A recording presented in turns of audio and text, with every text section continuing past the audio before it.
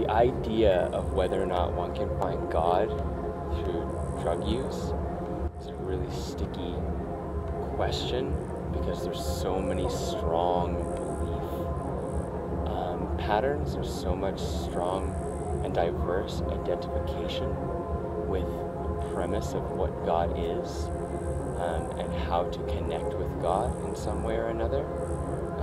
And often those belief systems are really like tightly gripped onto because they're such like vital parts of a person's identity that to claim that something that is also a very strong belief system or inspired or determined by such a strong belief system, which is the view of drugs, right?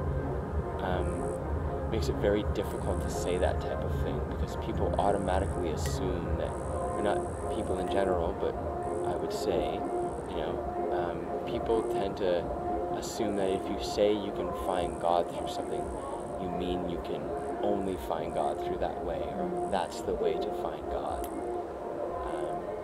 I don't think that's the case. I think there's a lot of different ways, and in that, do I feel that through drug use you can find God? My short answer to that is I feel as though through drug use, through conscious and mature alteration of consciousness, you're able to find elements of self that were previously unavailable, and sometimes that's an experience people call God. But that's not the end-all be-all.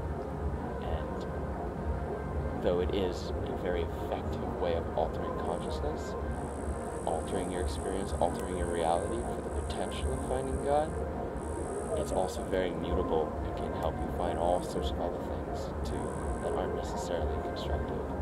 So I'd say that, yeah. Is that my short answer? Yeah.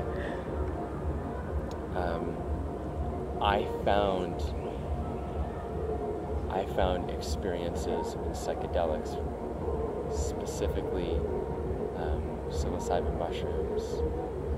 I found experiences that were much closer to God as a thing, as a phenomenon,